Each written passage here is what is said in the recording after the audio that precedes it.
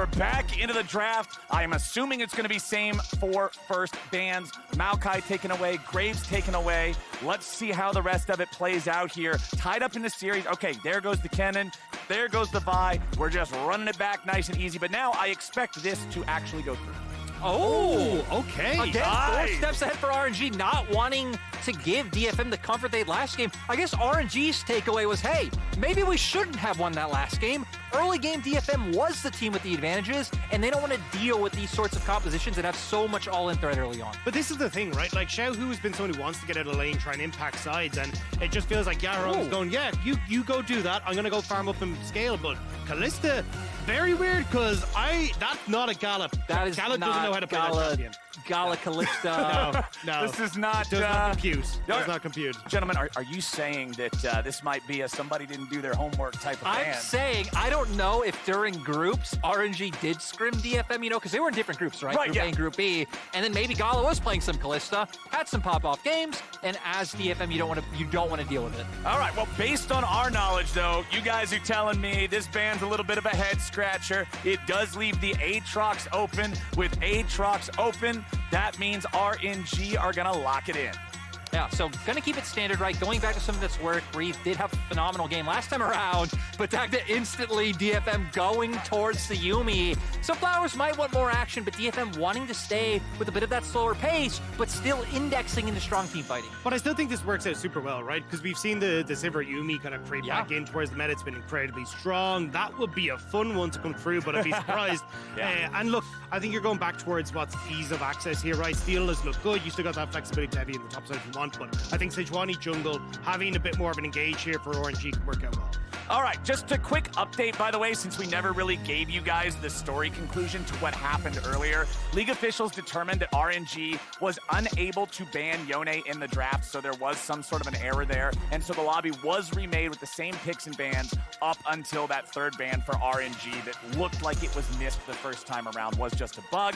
So anyway, we're running back Aatrox, we're running back Viego, and we're locking in Silas. Triple melee for the top side of RNG. Yeah, and I actually like the pick in the context of this draft because you already have two phenomenal ultimates. Just like that justifies the Silas pick enough, just with the Yuumi and Sejuani ultimates available. So once again, going to be very scrappy, very brawly from RNG, but the Sivir locked in for And it's DFM. basically a call out against DFM, right? It's like, do you pick Sivir or are you going to pick something like the Azir here for Yarong so we can actually have a bit of a decent time in that lane? So this is where now I imagine we're going to see a little bit more of a focus on towards mid lane bans here to make sure the Yarong isn't going to have the best of times, and you can actually set Xiaohu up to have a good face. And that's the thing, right? Because I feel like as DFM, maybe you don't feel as pressured to take the Azir because you still have other control mages in the mid lane that you can pick up, things like the Victor, the Talia. We've seen Vex come out against Silas a few times this tournament, so a lot of things for DFM left in the mid lane. RNG, though, more afraid of Evi. Exactly. This is the first draft of the series where Evi's champion is still left to be picked in the second half of the draft.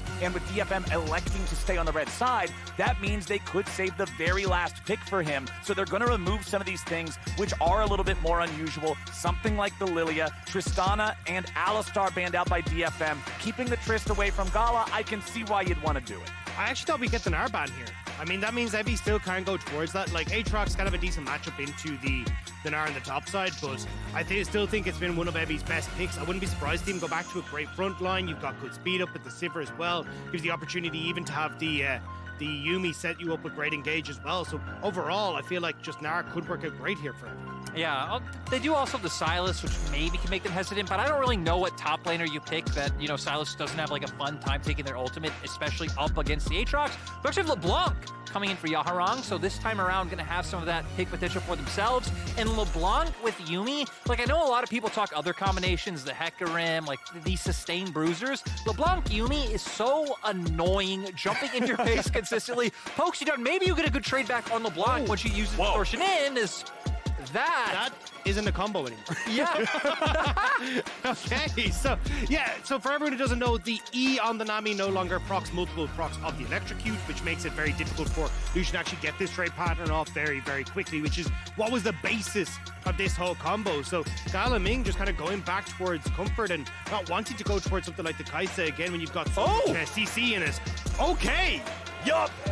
It's a trend here, boy. You wanted an early champion. You also wanted early action.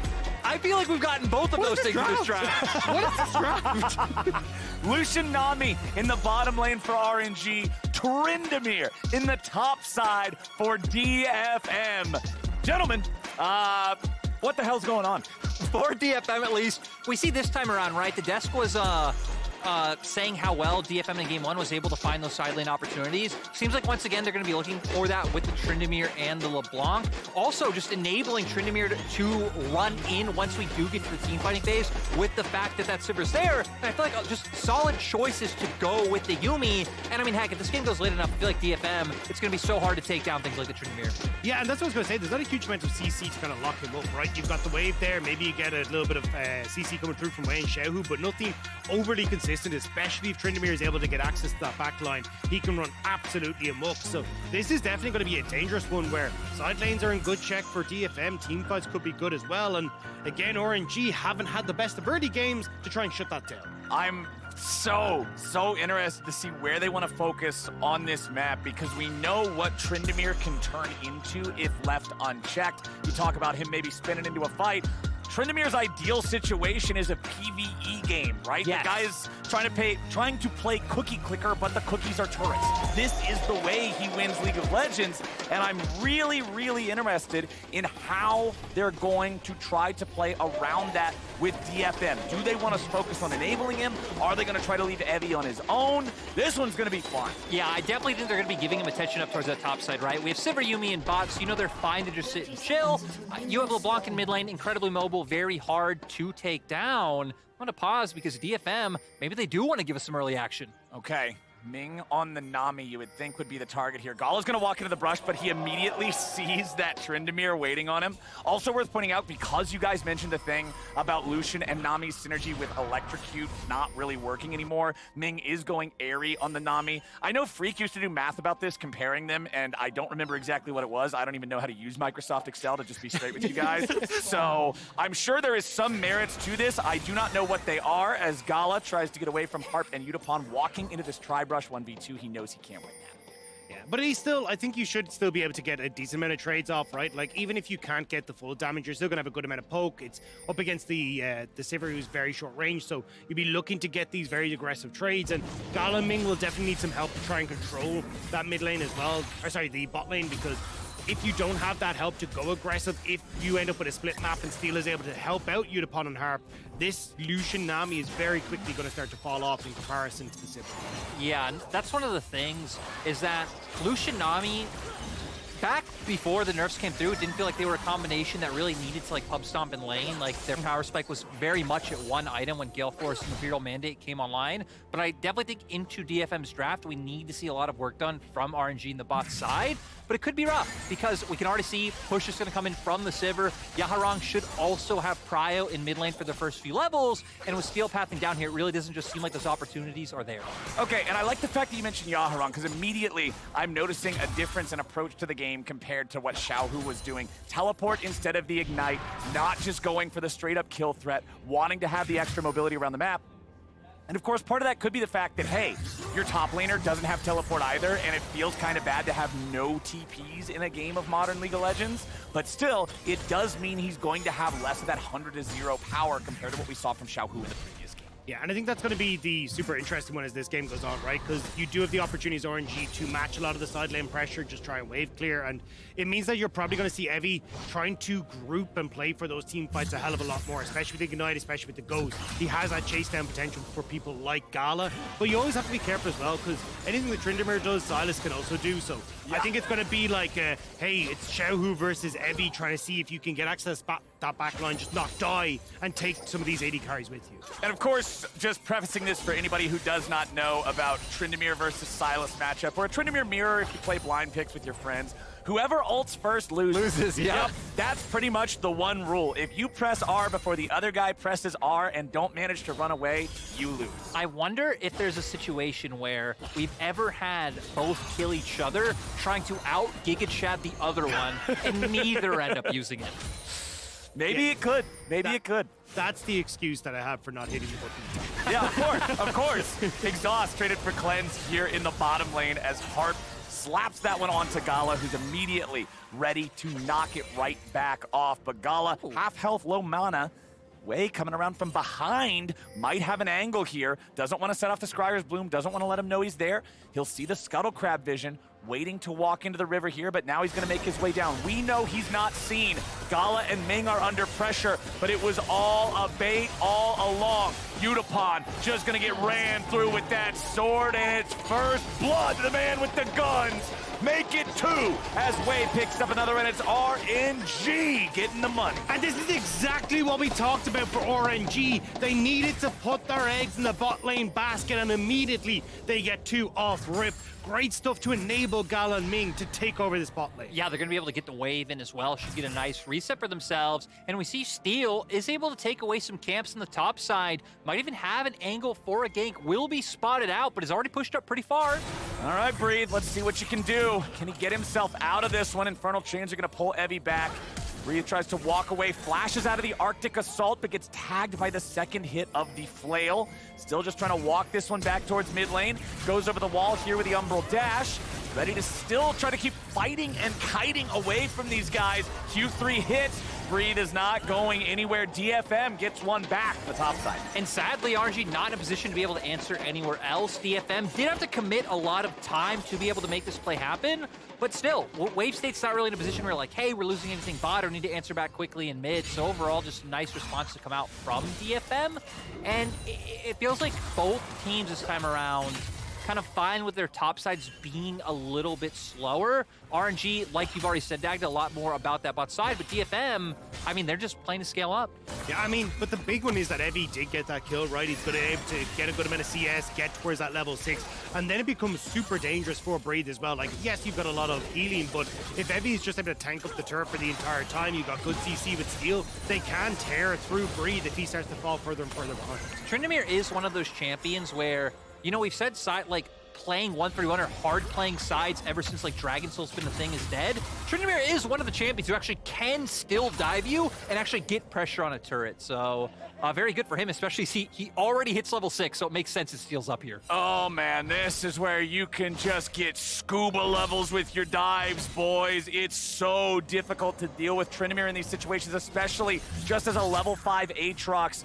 Breathe is still hanging around. The turret aggro comes out. It's initially onto Steel. That was a bit of a screw up there from DFM. Now Evie's underneath the turret, but Wave's already showed up. This was a massive mistake from Detonation. Focus me, and focus they will. RNG get 2 more. And you can understand the idea. They have the stacking wave, they have the ultimate for Evie, but the fact that Wei was able to make his way up there and honestly get the possession right in time to like jump in between Breathe and Evie, everything just going the way of RNG. And you can see Auron's trying to see if he can make the play happen then on bot side because they know that Wei is top, but not able to get into the bottom side of the map. And I mean, Wei read this perfectly. Like, he's immediately moving up towards this top side. He's ready for that dive in case it comes in, knows it's a big wave, and just a great read from RNG, knowing exactly what DFM were going to go. Also Breathe, I mean, hitting both sweet spots of the first 2 Qs, right? Getting the knockups, able to get the chains down as well, so he was able to buy so much time. And I gotta fault DFM too. Why is Sejuani slapping the dude first? Sejuani doesn't have the I don't die button. It just seemed like it was a little rushed, it wasn't fully thought out, and it costs them a lot. RNG up 1,500 gold, not even 8 minutes into the game. Their best early game so far here in the series. And this is what a lot of people were expecting coming into this series, right? RNG being able to match DFM on the map, get control through lanes, have some good ganks coming through from Wei, and Utapon will hop out just to steal a bit of that damage, but that's a lot of hurt onto the bottom lane of DFM. And I mean, they have Prio and bot. You can already see Wei starting up the Herald top side because Breed's pushing that wave in. Xiaohu now at the level 7 mark is in a very good position to get things going. So, I mean, power spikes abound, especially with that serrated Dirk on Lucian, but DFM want to punish it. Yeah, can they get him? Gala's gonna get hit there. It's so easy for Gala to tank those when he has the cleanse because he can immediately just get himself away to safety. Camera snaps back to mid, and Yaharong has to snap all the way out of that fight, using the flash to escape from Xiaohu there, who is just smacking him around in that 1v1 all-in.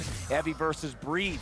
Here in the top side, Breathe can land the Q3, but Evie will heal the whole thing off. These guys are pretty evenly matched, but Evie knows he can zone him away here in the neutral ground. DFM are onto the Drake on the other end of the map. Just waiting for Udapon to be able to crash that wave on bot side, and then the Sivir will be able to join. So trading objectives on opposite sides of the map, you have to see how RNG are going to be able to kind of make this Rift Herald worth their money. You're already seeing a lot of pressure down onto this bottom side. I wouldn't be surprised to see them try and continue that and just all in on Gala, because he gets big enough, but then it becomes very difficult for Evie to continue this presence on top side because, well, the rest of RNG are just winning in the format. I definitely think that's the play as well, kind of looking at how the other matchups have shaped out. It's going to be very hard to get anything done on top side with that Herald. Mid as well, you really don't need to drop it. Like, they do have a Sivir on the opposing side, so the wave clear will be there later on, which could be annoying, but I think getting Gala ahead is paramount for RNG. Well, Breathe is just going to continue holding the L here in top lane, dealing with Tryndamere in the 1v1 early. You can see he's down a pretty significant amount of CS. He will be able to clean up a bit of that here underneath the turret, but unfortunately the HP on the creeps meant that he wasn't able to get all of it. So still a bit more than a 2-wave lead for Evie in terms of that farm count. But if we're looking elsewhere on the map, jungle is pretty close, but it is full kill participation, and 2 of those kills, 4 ways Viego. He's already got Blade of the Ruined King completed. Sejuani's got boots and a red rock. Boys, that is not a jungle comparison that you want to be on the Sejuani Indo. No, we can. Wei can go take that fight any day of the week now. And I mean, heck, we've already seen him playing around some of the pressure Xiaohu's put up in mid lane to aggressively go towards Steel's jungle. We haven't seen the fight just yet, but I'm sure Wei going to be looking for it now. Yeah, but that's the big thing that I'm curious about, because I thought the RNG were going to try and make a play off of this bot lane wave, like try and crash it, but Wei actually went to the top side, so they don't have the numbers here to try and make anything happen. It looks like they're trying to draw Steel in, so they're going to make the play mid. Oh, Yaharong getting away there. Xiaohu had the stolen Sejuani ulti to fire at him, and it ends up being enough. They get the kill. Now bottom side, Steel's going to try to use his Sejuani ulti, throws it out. Ming tanks it, trying to save Gala. No! And the Boomerang Blade does not land. Nicely done, but the fights aren't done across the map. Breathe tries to get away. Evie needs one more hit to cut him down, and he gets it. Evie lands the solo kill. You know, after how bad that fell in the bot lane for Udapon, we take that for Evie in topside. The sad thing for DFM is they lost out everywhere else, not able to get the play in bot side, as we just saw Herald dropped in mid. Yeah, this was a really good read on the map from RNG. They were like, hey, look, we more than likely are going to use the wave bot. Literally, I was in the saying, hey, you got this big wave for Gala and Ming. Chances are this is going to be the play on bot side. So RNG kind of take that that point you were talking about earlier, Flowers, of thinking 3-4 steps ahead. They go, chances are Steel is going to match this play on bot side. So instead, let's make a play in mid, catch them with their pants down. They get the kill, they get the tower, and suddenly Xiaohu has access to that Crown of the Shattered Queen, which will make it very easy against Yaharong in this match. Yeah, and we're going to see here. I mean, it's so easy, right? The fact that Xiaohu has the ultimate allows the lockdown to come through, comboed perfectly with the CC setup from Wei, and then Xiaohu just able to finish off the kill. So, I mean, that's why we said in draft, right? Xiaohu, very, like, Sylas is good, let alone the ultimates right now, it feels like, but especially when you're showing Yuumi Sejuani on 1-2, Xiaohu was having a field day. Xiaohu is having a good time, my friends, and Wei is doing the same. I like the fact that you bring up Crown of the Shattered Queen, because RNG knows that against LeBlanc and Sivir and Tryndamere, you're going to need some extra defense here in this game, and you can see the same thing in Wei's build. Remember the previous game, it was Blade of the Ruined King and Divine Sunderer, just pure bruiser. This time around, he's building the Bomby Cinder, going for a little bit more tank flavoring on the Viego. I will say, though, it does lower the CC opportunities that RNG have, right? And when we were talking earlier on about Evie potentially having a run of the muck in the back of the team fights, not having access to the Everfrost just means there's one less tool for that. So it will kind of give Evie a slight edge, just the fact that he has gone for this, because I don't feel like Evie's looking for it. Gala again with a cleanse, getting away from these Sejuani ults. I like how aggressive RNG are willing to play when Gala has this. He's not afraid to just tank it. He knows how easy it is to get away from that. Xiaohu will now continue clearing out some of the vision. RNG just fishing for plays, seeing if there's anything they can find. Testing DFM. Nothing really to fight over right now other than just those kills, but there will be a Drake in about 45 seconds. Gala goes in for a culling. Udapon and Harp getting away from that one, each losing a decent chunk of HP, but nobody critically low. I actually like what we saw on the mini-map, because if you see, Evie actually moved over towards mid, and heck, now going to be able to potentially take away this blue buff. But for DFM, when you start falling behind like this, you need to look for these plays where it's like, hey, obviously Breathe wasn't showing a top side, but maybe I need to drop a wave here or like give Breathe the chance to show up and push first, because you need to overwhelm them somewhere else that they don't expect. So look for the opportunity mid. Sadly, Xiaohu didn't overstep, so DFM weren't able to find it, but DFM, knowing they're starting to fall in a bit of a hole, are starting to use the tools they have to try to get back in. And the biggest problem for them is that now they kind of have to try and give over things like Inferno Dragon that's about to spawn here over to RNG. You have the Rift Tower that's not going to be up at the same time, so RNG should be able to get that and still be able to move up towards the Rift Towers, especially with the Gale Force completed now coming through for Gala. He's in such a good spot for some of these team fights. Yeah. This power spike cap, this is exactly what we wanted to see. I mean, if anyone walks a bit too far forward, just Gale Force into calling is enough to 100-0 people. Sadly, though, doesn't exactly have that calling yet. It'll be back soon. It'll be back in plenty of time, you would have to expect. Once more, it is Wei on the Dragon all alone. He doesn't need help to take that one down. DFM trying to go elsewhere, like you guys were talking about, trying to make something happen on the top half of the map, going for the second Herald of the game. They're down 2,500 gold. They gotta find something to stop this bleeding a little bit, make sure you're not falling behind. The Gale Force on Lucian is not the only thing being completed. The Imperial Mandate on the Nami also online. She doesn't even have any shoes. Wei goes bottom looking for Yaharong, who snaps back to his first position, tries to trade with the Diego, but it's just not gonna be enough. And now, with the turret plating gone, Xiaohu's just clearing out the rest of these minions. They're not gonna take the tier 1 turret just yet. Next wave collides, and that one is just money in Xiaohu's pocket. RNG just cross-mapping well, understood that, look, if you're putting all your resource into getting the Rift Herald, well, we can push mid, we can then let Xiaohu take this bot wave as well. Yarong will just show up as the last few minions die, but it's just RNG again, kind of what we saw in game number 2, once we got to the mid-game, playing the map well, continually getting more and more control on the map. And I feel like if you were DFM, right, we looked at their comp, we talked about playing around sides, but the fact that one, Xiaohu has found a lead over his counterpart, and I feel like two, the bigger one, is Wei being so far accelerated, means that you always have this kind of two-man squad playing around sides, not giving DFM those openings. The only one I'm worried about is Evie.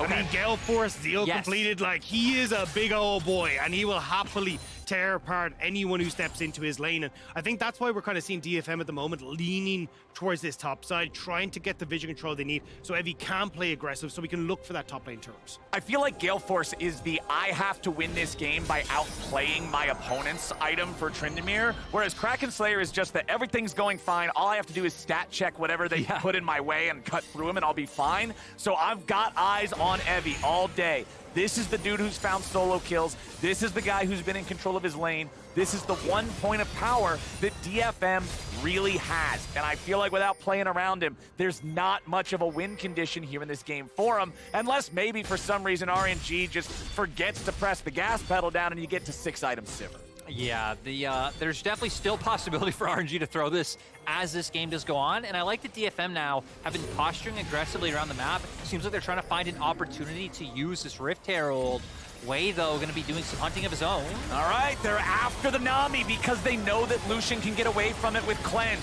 Ming stays alive, and now with the wave going forward, the revenge is swift, and they punish Steel. Evie's forced in the ulti, and these are not the plays they needed from that Tryndamere. Breathe takes out Utapon, and Yaharong will stumble away with his pet cat, the only one left alive, surviving the slaughter. It took a game and a half, but RNG have woken up in this series, and they have chosen violence. RNG now going to start moving through the mid lane and get another structure for themselves. And not only get this mid, right, this is also relieving pressure off of Breathe, who's finally like, cool, Tryndamere's out of my lane, I can farm minions and push in a turret of my own, and the gold lead now swinging upwards 5k plus for RNG.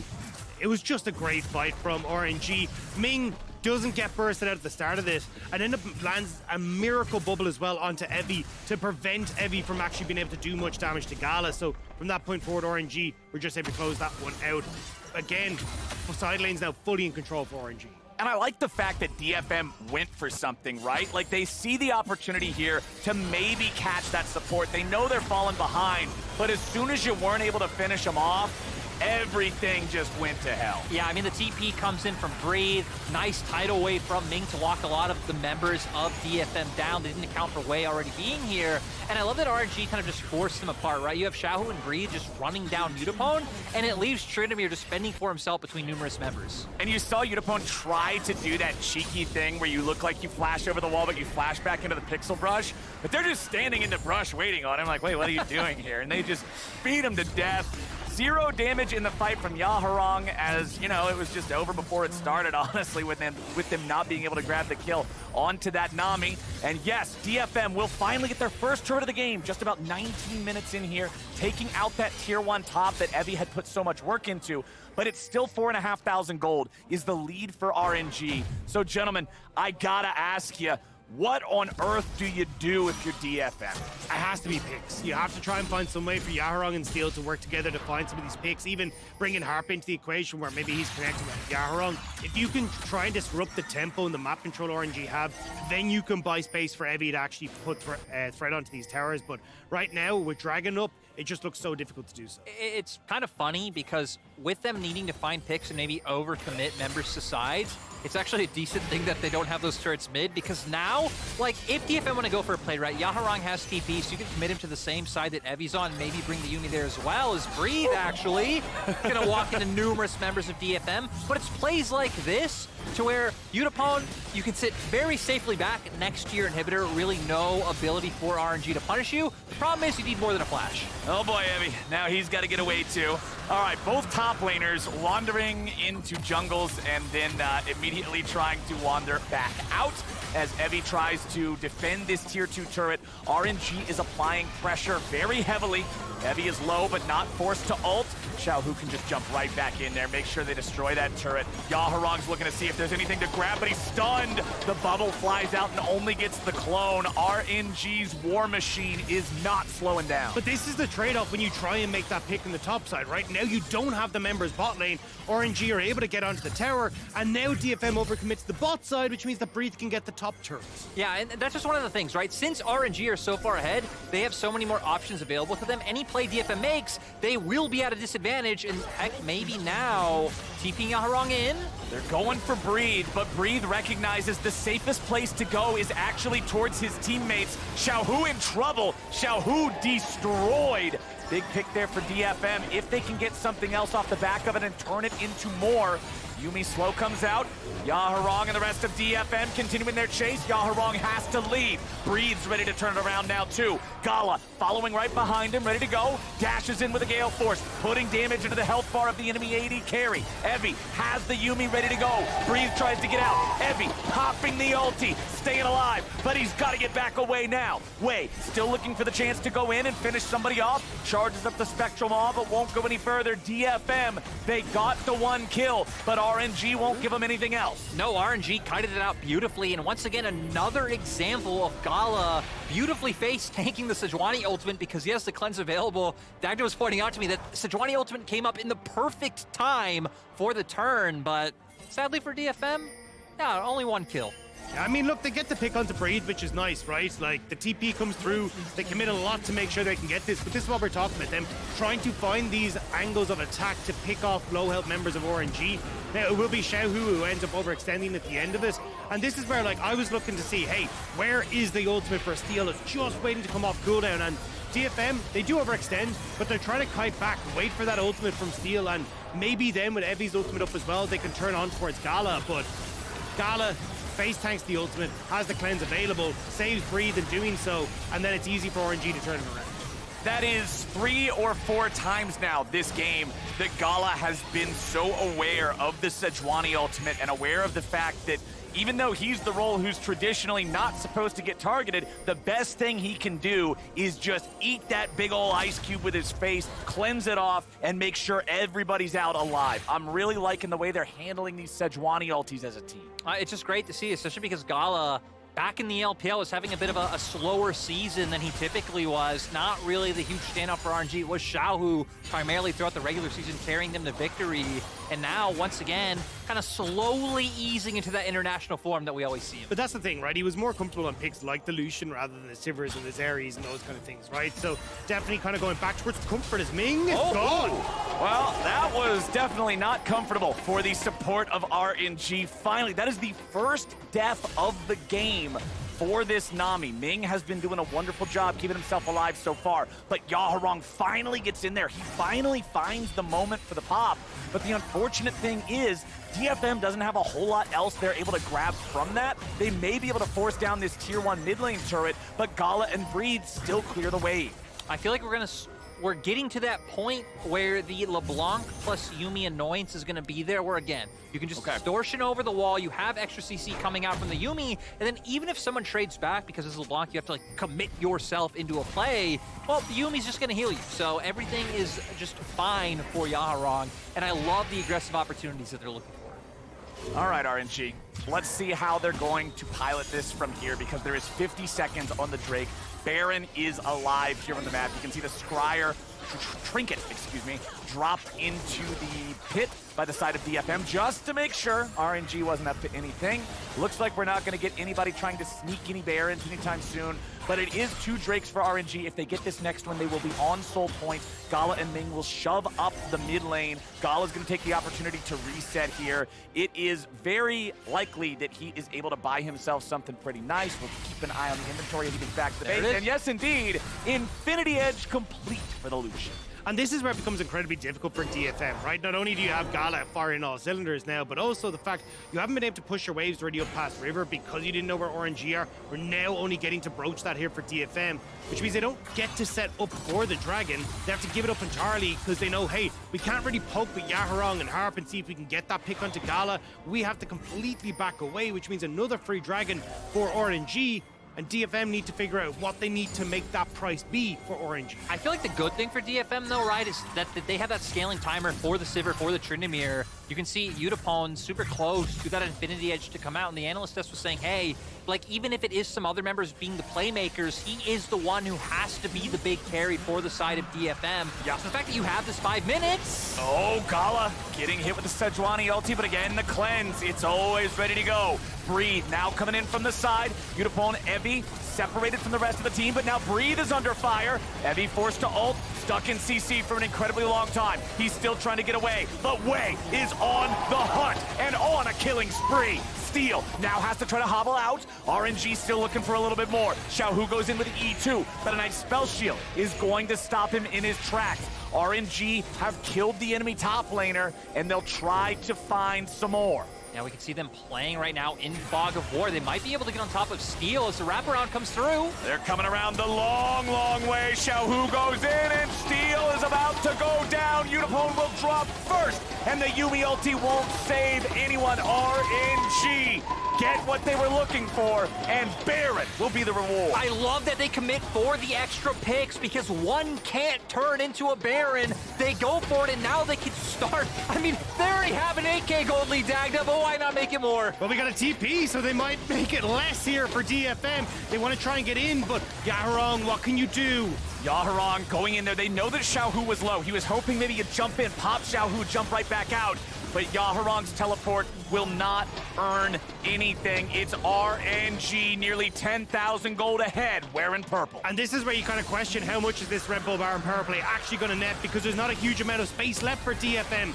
Gala tanks up this ultimate at the start once more, causes DFM to overextend, and Breathe with a decent flank here as well. Just again able to separate out the members of DFM, consistently just kind of finding the ebb and flow in this fight as DFM tried to aggress back forward. And eventually Wei finds one reset, and that's kind of where it all bursts open. And this is where I was surprised that RNG were able to find more, because they sort of disengaged at first, but they commit to the wraparound, and DFM, knowing they need to try to play for picks, waited in the Raptor pit, which opened them up for the collapse from RNG to finish these kills off. And that's what's kind of surprised the DFM trying to commit for that. They actually had a blue ward on Baron, so they knew RNG hadn't turned back towards the Baron area, but got a bit greedy, and RNG were able to punish. Now separating out into their lanes. Push already was there in the mid lane, so RNG now going to move up to top side and get the last remaining outer turrets. Alrighty, guys, it is do or die for DFM as they try to dig in their heels and hold on against this Baron push.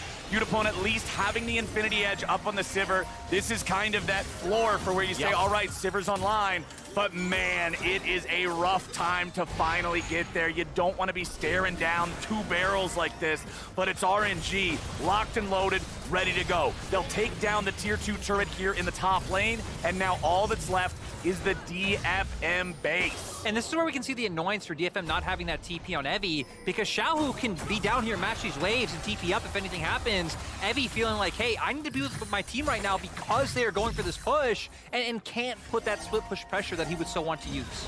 Exactly. It's a double-sided sword, right? When you take the combat summoner spell, if you get ahead, if you're playing the game you want to play, you're a nightmare to deal with. 1v1, nobody can mess with you. 2v1, they got to think twice. But if you're behind, man, your ability to hold on and be able to get that footing on the map becomes much more difficult. And now you've only got a minute and a half until the Dragon as well, so you really need to get that footing on the map so you can try and contest this, but it just doesn't seem possible right now.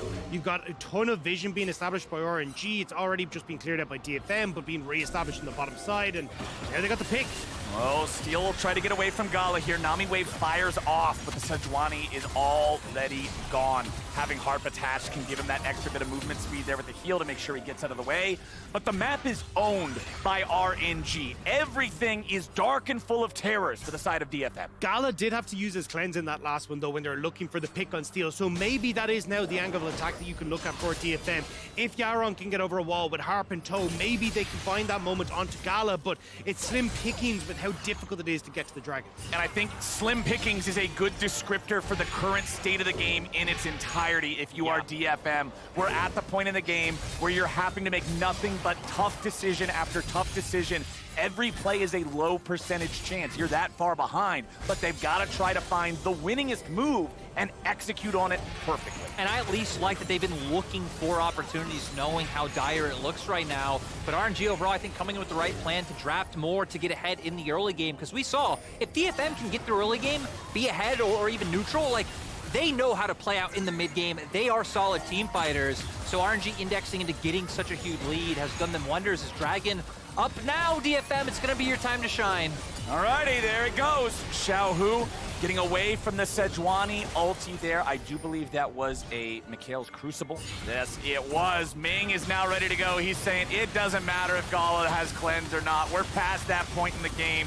Even the support's got money, and everybody on RNG now has the Cloud Soul ready to go. The extra move speed to chase down anybody on DFM who might get caught out only makes each individual movement, each possible mistake, that much more dire. It really does. In RNG now, since their comp is so low range in Brawly, I feel like you'd have to start trying to play 4 top and mid, set up to find picks in enemy jungle. If you get one, then you could probably just break down either top or mid inhib, like trying to get that. If not, Udapone just going to be enough to have the wave clear. So in my mind, Baron really needs to be in the cards for RNG.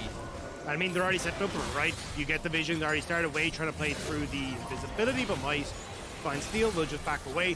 They're waiting for the waves to be in a better spot. You can see where Xiaohu is escorting top wave. Then they might be able to find a bit more with these picks, but at the moment, it's just about trying to see if you can get into having some semblance of control. Alrighty, DFM, how are you gonna go about this? 60 seconds till the Baron, trying to sit down some vision, trying to use these sweepers and reclaim any little bit of the jungle that they can. It's 4 sweepers on both sides as the war for vision rages on. Xiaohu just keeping that spot near the enemy red buff.